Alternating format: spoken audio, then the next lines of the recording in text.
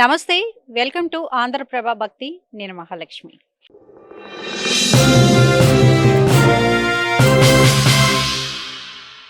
ఈరోజు మనం స్వయంభూగా వెలిసిన శ్రీ వెంకటేశ్వర స్వామి ఆలయానికి వచ్చాం. ఈ ఆలయం తిరుమలగిరిలో ఉంది. మనకి ఏంటంటే ఆలయం చిన్నగా ఉన్న కొండపైన ఉంది. 400 ఏళ్లకు పైగా ఈ ఆలయం ఇక్కడ నిర్మితమైందనమాట. స్వామివారు స్వయంభూగా వెలిశారు. మనకి ఎంట్రన్స్‌లోనే స్వామివారి పాదాలు ఉంటాయి. ముందుగా వచ్చిన వారు స్వామివారి పాదాలకి నమస్కరించుకొని ఈ మెట్లు ఎక్కి పైకి వెళ్ళాల్సి ఉంటుందనమాట. స్వామివారి పాదాలు ఇవేనండి.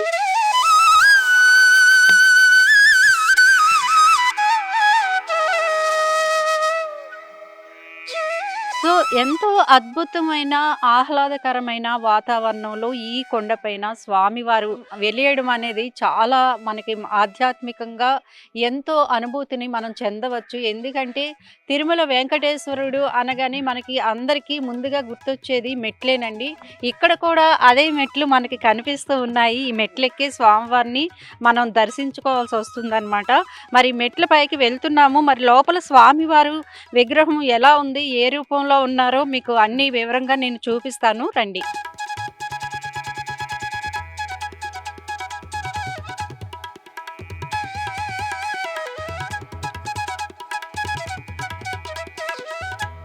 మనం కొండపైకైతే వచ్చాము. ఇక్కడ చూసుకుంటే 2 దారులు ఉన్నాయండి. ఒక దారి ఏంటంటే మనం ఈ చూస్తున్న దారి పాత దారి అనమాట. ఎప్పుడు స్వామివారు వెలిసినప్పుడు న్యాచురల్గా వచ్చిన దారి ఇది.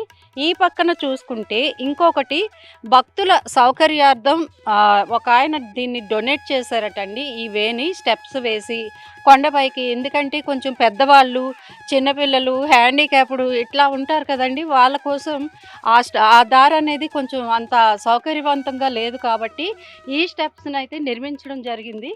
ఈ స్టెప్స్ ద్వారా భక్తులందరూ ఇప్పుడు దర్శనం చేసుకోవడానికి ఎక్కువగా వస్తూ ఉన్నారు. మనం అయితే పైకి వచ్చాక ఈ చుట్టుపక్క పరిసరాలు చూస్తే ఎంతో మనకి ఆహ్లాదకరంగా ఉన్నాయి. పక్షుల కిలకిలలు వినిపిస్తూ ఉన్నాయి. అయితే ఉదయం సమయంలో అయితే ఇంకా బాగా కనిపిస్తూ ఉంటుంది. ఈ కొండ పైన మనకి ఇక్కడ కోనేరు కూడా ఉండడం అది అద్భుతమని చెప్పాలి. మరి లోపలికి వెళ్ళి మనకి ఏంటంటే ఈ నెల 30వ తారీఖున వైకుంఠ ఏకాదశి. సో ఆ వైకుంఠ ఏకాదశి ఏర్పాట్లు ఎలా ఉన్నాయి, ఇవన్నీ విశేషాలు మీకు తెలియజేస్తాను. లోపలికి వెళ్దాం, రండి. ఇది చూసుకుంటే మనం ఇది చాలా హైట్లో ఉందండి. ఈ కొండ అనేది కూడా మనకు సాక్షాత్తు వెంకటేశ్వర స్వామి అంటేనే ఆయన మనకి భక్తులందరికీ కొండలపై వెలుస్తూ ఉంటారు. అందులో ఇది స్వయంభూ కాబట్టి ఇది కూడా అదే ప్యాటర్న్లో మనకి అనిపిస్తూ ఉంది. మనం సాక్షాత్తు తిరుమల కొండపైన ఉన్న అనుభూతి చెందొచ్చు అనమాట. అట్లా ఉంది ఈ కొండ అనేది కూడా.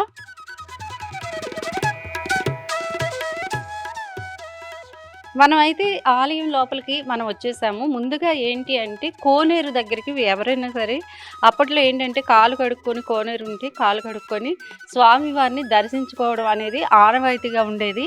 ఇప్పుడు ఏంటంటే భక్తుల కోసమే, చిన్నపిల్లలు ఉంటారు కాబట్టి వీటికి గేట్ లాగా పెట్టారు. ఇక్కడ కోనేరు ఉంది, చూసుకోవచ్చు. వీటిలో తామరాకులు కూడా ఉన్నాయి. ఇక్కడ ఈ కోనేరు దగ్గరే ధ్వజస్తంభం అనేది ఏర్పాటు చేశారండి. సో కోనేరు దగ్గరే మనకి ఏంటంటే ధ్వజస్తంభాన్ని కూడా ఏర్పాటు చేశారు. ఎక్కడైనా ఏ ఆలయంలోనైనా ముందుగా మనం ధ్వజస్తంభానికి నమస్కరించి స్వామివారిని దర్శించుకుంటాము. అలాగే ఇక్కడ మనకి చక్కగా మంచి ధ్వజస్తంభాన్ని అయితే ఏర్పాటు చేశారు.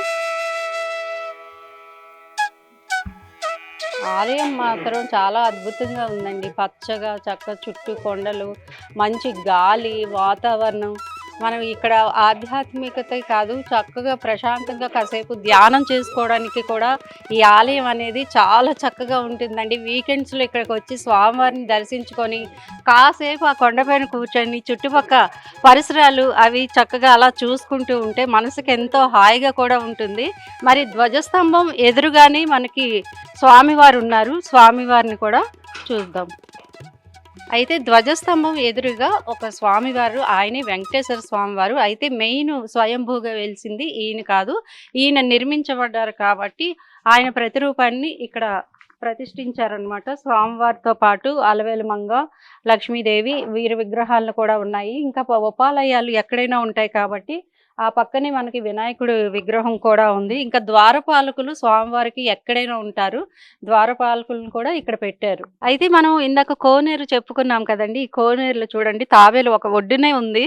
మీకు చూపిస్తాను. చాలా చక్కగా చూస్తూ ఉందనమాట. అయితే ఇంకా ఈ కోనేరులో ఇంత పచ్చగా నీరున్నప్పుడు చేపలు కూడా ఉంటాయి కదా! ఇక్కడ చేపలు ఏంటంటే అటుపక్క చూస్తే చిన్న పిల్లలు అంటే ఒక ఏజ్ చేపలు ఒక దగ్గర, ఇంకొక ఏజ్ చేపలు ఒక దగ్గర, ఏజ్ గ్రూప్ ఉన్న చేపలు గ్రూపులుగా ఉన్నాయండి. చూసుకోవచ్చు. మీకు అవి కూడా చూపిస్తాను. చాలా చాలా బావుందండి. టెంపుల్ అయితే మాత్రం ఇంత కొండపైన ఈ కోనేరు ఇన్ని అద్భుతాలు ఇవన్నీ కూడా చూడముచ్చటగా ఉన్నాయి. ఇక్కడ చేపలు చూడండి.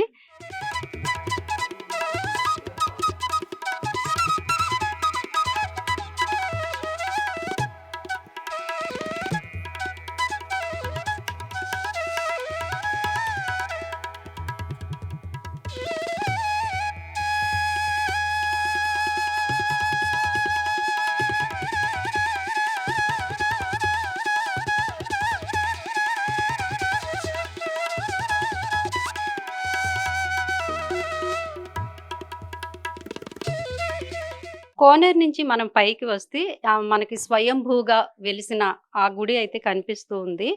ఇది ఏంటంటే ఈ దారి కూడా ఒకప్పుడు బావుండేది కాదంటండి. ఇది 35 ఏళ్ల క్రితం దీన్ని డెవలప్ చేసి భక్తులు చాలామంది వస్తూ ఉన్నారు స్వామివారిని దర్శించుకోవడానికని చెప్పి ఇక్కడ ఈ స్టెప్స్ అన్నీ కట్టడం జరిగింది. ముందుగా మనం ఇక్కడ స్వామివారు స్వయంభూగా వెలిసారు.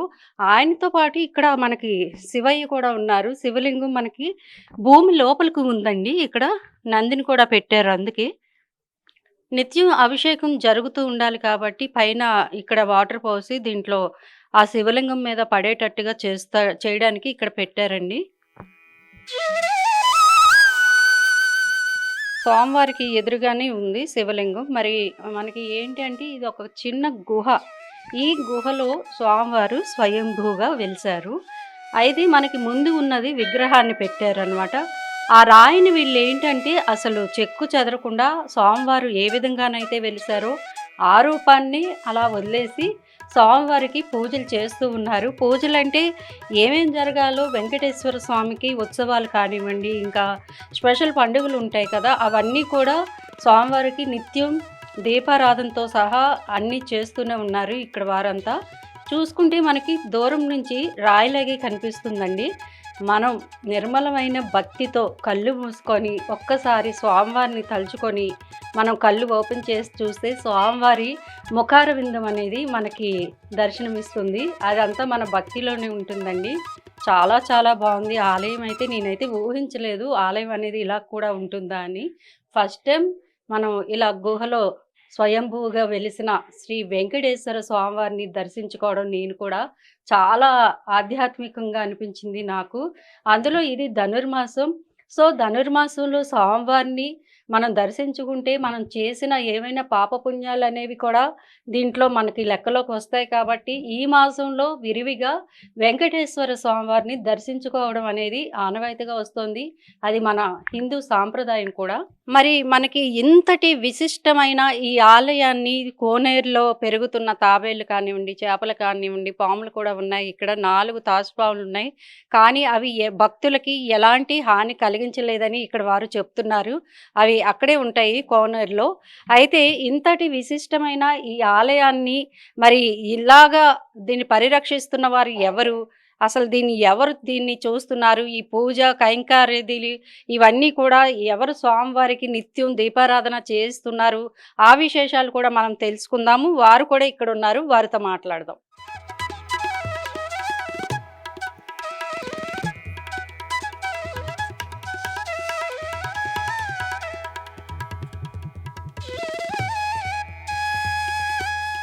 ఈ ఆలయాన్ని ఇంత చక్కగా పరిరక్షిస్తున్న వారిలో శ్రీనివాసన్ గారు కూడా ఒకరు. మరి ఆయనతో మాట్లాడదాం. సార్ నమస్తే అండి. అంటే ఈ ఆలయాన్ని ఇంత అద్భుతంగా పరిరక్షిస్తూ వస్తున్నారు. ఎలాంటి పూజలు చేస్తారు? వైకుంఠ ఏకాదశి రాబోతుంది 30వ తారీఖున. ఎలాంటి ఏర్పాట్లు భక్తుల కోసం చేస్తున్నారు? ఈసారి మేము ద్వార దర్శనం కూడా ఏర్పాటు చేస్తున్నాము. ఇక్కడ ఒక 35 ఇయర్స్ కింద ఒక కమిటీ ఫామ్ చేసి ఇక్కడ వస్తున్న భక్తులకి అందరికీ కన్వీనియంట్గా మేము ప్లాట్ఫామ్ అని అరేంజ్ చేస్తున్నాము. అప్పటి నుంచి మంచి భక్తులు ఉన్నారు. అక్టోబర్ నెలల పెత్తేరు మాసం అని వస్తుంది. అక్కడ అలాగా పురటాసి మాసం అని తమిళ్లో వస్తుంది. That fall in 4 or 5 Saturday. Third Saturday grand celebration అవుతుంది. నియర్ అబౌట్ 2000 personsకి అన్నదానం అవుతుంది మంచిగా. మళ్ళీ 14th April ఒక మంచి ఉత్సవం అవుతుంది. మళ్ళీ గుడి ఓపెనింగ్ ఆగస్ట్ మంత్లో వస్తుంది, అది కూడా మంచిగా జరిపిస్తాము. దీపావళి, దసరా, ప్రతి పూజ ఇక్కడ చేస్తూనే ఉంటాము. ఇప్పుడు రాను రాను భక్తులు చాలామంది వస్తూనే ఉన్నారు, చాలా బాగా నడుస్తుంది. ఈసారి మాత్రం మేము వైకుంఠ ద్వార దర్శనానికే అరేంజ్మెంట్ చేస్తున్నాము. మేము ఎక్స్పెక్ట్ చేస్తున్నాము మంచి భక్తులు వచ్చి మంచిగా ఆనందంగా దర్శనం చేసి వెళ్తారని మా నమ్మకం. అయితే స్వామివారు గుహలోనే ఉన్నారు. ఆ గుహని వీళ్ళు ఏమి చేయకుండా అలానే పూజిస్తూ ఉన్నారు. అసలు ఈ స్వామివారు అనేది ఎప్పుడు ఏర్పడ్డారు, ఎవరు చూశారు, ఎవరు దీన్ని అభివృద్ధి పరిచారు, మనం శ్రీనివాసన్ గారిని అడిగి తెలుసుకుందాం. సార్, అంటే గుహలో ఉన్న స్వామివారిని మీరు ఎందుకు కదపకుండా, అంటే ఈ మధ్య కాలంలో చూస్తుంటే ఒక చిన్న ఆలయాన్ని పెద్దవి చేస్తూ ఉన్నారు, మీరు మాత్రం అలాగే స్వామివారిని ఒరిజినల్ గా వదిలేశారు. అసలు ఎప్పుడు ఏర్పడింది, ఎవరు చూశారు, మీకు ఏం అంటే టెంపుల్ యొక్క చరిత్ర? ఇది నేను ఒక 2000లో ఇక్కడ పెద్ద పూజ అయినప్పుడు నేను ఇక్కడ ఉన్నాను. మా చిన్న తాతయ్య ఒకళ్ళు ఉండే, ఆయన ముత్తాత ఒక హిస్టరీ రాసి పెట్టిండంట. అప్పటికే 400 years బ్యాక్ దీని గురించి డేట్తోని రాసి పెట్టి ఉన్నారంట. ఆయన లేరు ఇప్పుడు. ఆయన చెప్పిన స్టోరీ మాకు తెలుసు. ఈ కొండ అనేది బావి వరకు ట్రాప్గా ఉండే, ఈ మధ్యలో చెక్కి ఉంటే దాన్ని ఆనుకొని లోపల వచ్చి పూజ చేసేవాళ్ళు. కొగ కూడా ఇంత పెద్దగా లేదు, మాకు తెలిసి కొగ పెరిగింది. మా నాయన కాలంలో ఒక్కరు వచ్చి దర్శనం చేసుకుని ఒక్కరు బయట వెళ్తేనే మళ్ళీ రావచ్చు. అలాంటిది ఇది కొగ ఇంత మా ముందు పెరిగింది. ఇక్కడ ముందల శివ ఆకారం ఉంది, అది మాకు తెలిసి వచ్చింది. అందుకే ఈ ప్లాట్ఫామ్ కట్టేటప్పుడు, ఫిల్లింగ్ చేసేటప్పుడు అంత సరౌండింగ్ మేము దాన్ని కట్టుగట్టి దాన్ని శివాకారంకి ఇలాంటి ఏర్పాటు చేసి ఉన్నాం. అంటే శివుడు ఆకారాన్ని శివలింగం రూపంలో ఉందా? అయితే ఎందుకు పైకి తీయకుండా లోపలికే వదిలేశారు? అది కొండ మీదనే అది వచ్చింది, దాన్ని కట్ చేసి తీయలేము. అలాగని దానికి మనం డిస్టర్బ్ చేయవద్దు. ఇంకోళ్ళు పెద్ద పెద్ద పురోహితులని తీసుకొచ్చాము, వాళ్ళు దీన్ని ఇది చేయవద్దు, ఒక మూల కూడా కొట్టవద్దు, మీరు నీళ్ళు కూడా కొట్టవద్దు, కొట్టకుండా ఉండాలా, చాలా మంచిది. మీరు కావాలంటే అక్కడ గుడి కట్టండి, ఇది ఏ దేవుడు అని తెలుస్తుంది, ఈజీగా అవుతుంది. యాక్చువల్లీ ఆపోజిట్గానే గుడి కట్టాలా, ఇక్కడ స్థలం సరిగా లేక బావి ఉంది, కోనేరు ఉంది, కట్టితే జర రిస్క్గా ఉందని అక్కడ ఒక స్థలం మంచిగా ఉందని యాజ్ పర్ వాస్తు అక్కడ ఆ గుడి కట్టాము. గుడి కట్టి కూడా 4 years అయింది, 5th year రన్నింగ్. August 28కి అప్పుడు 4 years బ్యాక్ మేము ఓపెనింగ్ చేసినాము. ఈ ధ్వజస్తంభము ప్లాట్ఫామ్ బిఫోర్ లాస్ట్ ఇయర్ కట్టాము, కానీ ఇక్కడ ఆదాయం సరిగా లేక అది జర పెండింగ్ ఉండే. ఎవరో ఒక భక్తులు వచ్చారు, వాళ్ళు చూశారు, ఎందుకు ఇది పెండింగ్ ఉందని అడిగారు.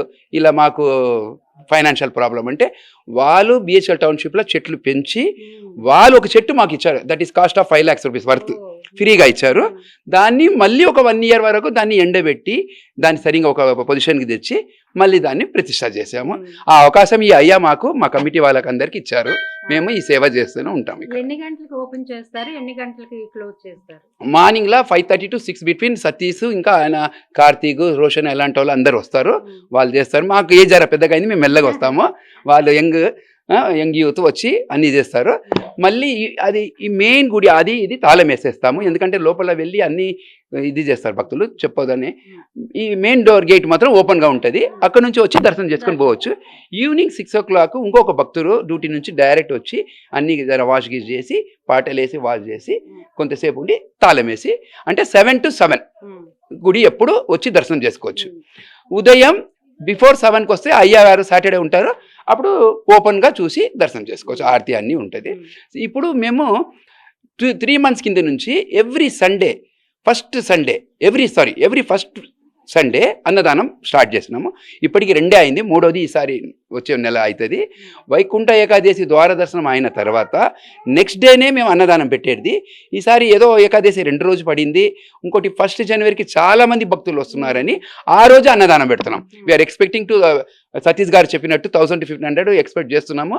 అన్నదానం అక్కడ కూడా మహా అన్నదానం, ఎంతమంది వస్తారో అంతమంది చేస్తూనే ఉందామని ఒక ప్రయత్నం చేస్తున్నాము. అయ్యా అనుగ్రహంలో కావచ్చు అనుకుంటున్నాము. అయితే చాలా మంచిది, దానిలో మీరు కూడా వచ్చి ఇదన్నీ మాకు సపోర్ట్ చేస్తున్నారు, చాలా సంతోషం, చాలా థ్యాంక్స్. ఈ కమిటీలో ఇంకొక మెంబర్ అయినటువంటి వారు ఉన్నారు మనతో పాటు, వారితో మాట్లాడదాం.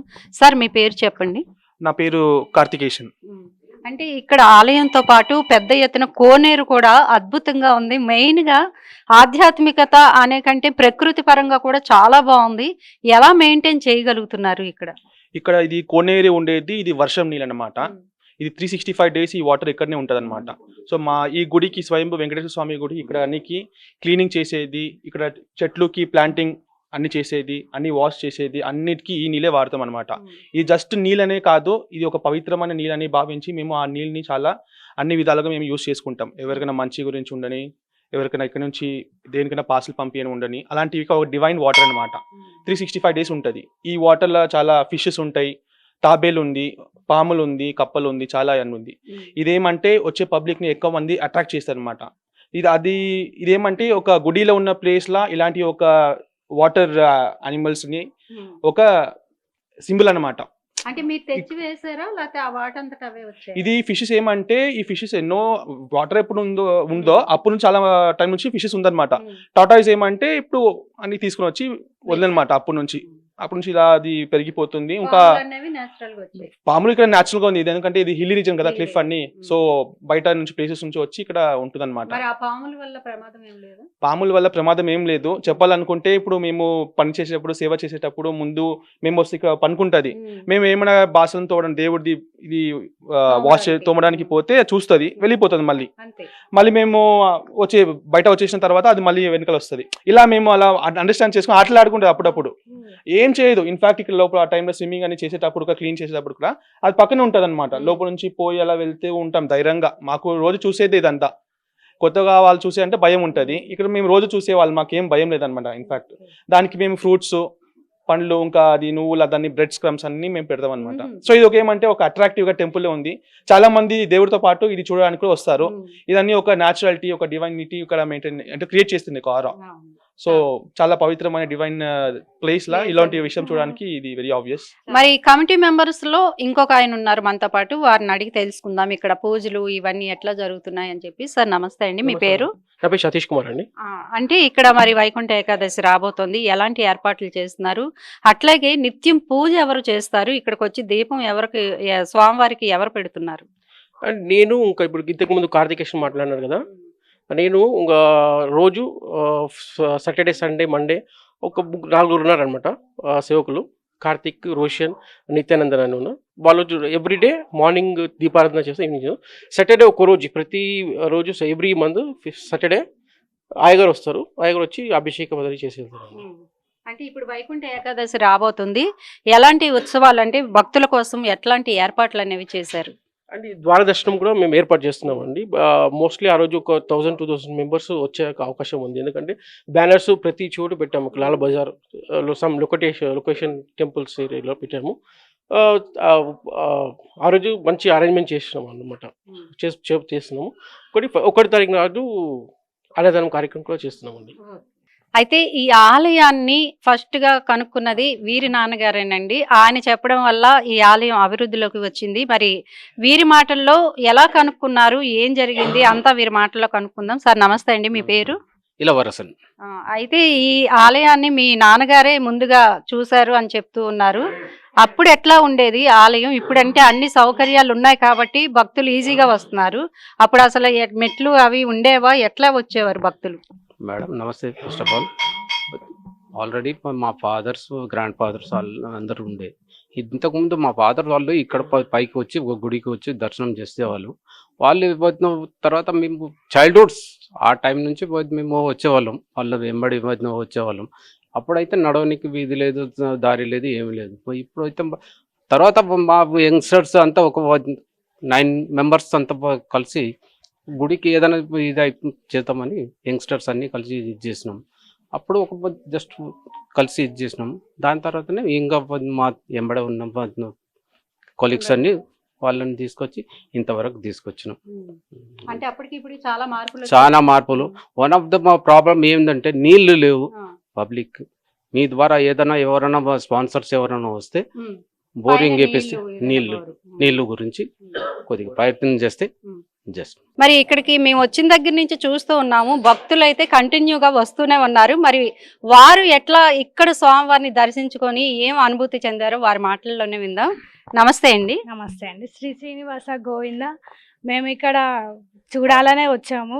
బస్సులో ఎప్పుడు వెళ్తూ ఉంటాం కానీ ఇక్కడ ఇది ఉంది అని తెలియదు. ఏంటో దర్శనం చేసుకుని దేవుడి దయ వల్ల మాకు దర్శనం బాగా జరిగింది. బాగుంది, మంచిగా అనిపించింది. కోనేరు చుట్టుపక్కల ఉన్న వాతావరణం చాలా చాలా ప్రశాంతంగా ఉంది. తాబేలు అనుకోకుండా స్వర్ప దర్శనం, నాగమ్మ దర్శనం కూడా మాకు జరిగింది. చాలా సంతోషం. స్వామివారి దయ వల్ల మాకు మంచిగా జరిగింది. ఓ నమో వెంకటేశాయ నమ. మేము రాబట్టి ఇక్కడ సంవత్సరం అవుతుందండి. నేను బాధ్యత అనమాట ఉండేది, అక్కడ ఉంటామన్నమాట. అక్కడ నుంచి వచ్చామన్నమాట. నిన్నే ఊరికి వచ్చామన్నమాట. ఈరోజు అమ్మాయి పుట్టినరోజు అనమాట. వద్దాం అనుకున్నాము. సరే, దర్శనం బాగా జరిగింది. స్వామివారి దర్శనం కూడా. సర్పాలు ఉన్నాయి స్వామివారికి అనుగ్రహంతో. సర్పాలు, తాబేళ్ళు అన్ని కొనేరు అంతా బాగుంది. ఈ దేవాలయం కూడా వృద్ధిందాలని కోరుకుంటున్నాం స్వామి దయ వల్ల, మీ అనుగ్రహం వల్ల కూడా. నమో వెంకటేశ్వర. మనతో పాటు భక్తులు కూడా ఉన్నారు, వారిని అడుగుదాం. వాళ్ళని చూస్తుంటే చాలా ఎంజాయ్ చేసినట్టు అనిపిస్తుంది నాకైతే. మేడం నమస్తే అండి, ఎక్కడి నుంచి వచ్చారు, మీ పేరు? మేము ఇక్కడే బాలాజీ నగర్ లో ఉంటాము అండ్ రామ్నగర్ లో కూడా ఉంటాము. ఈ గుడి ఇక్కడ బాగుంది అని మా బ్రదర్ వాళ్ళు చెప్తే ఈ రోజు చూద్దామని వచ్చాము. ఎలా అనిపించింది కోనేరు అంతా? చాలా బాగుంది. ఇన్ని ఇయర్స్ నుంచి ఇక్కడే ఉంటాం కానీ మాకు తెలీదు. ఈ రోజు వచ్చాము, చాలా ఎంజాయ్ చేస్తాం. మీరు? నేను బాలాజీ నగర్ నుండి వచ్చి.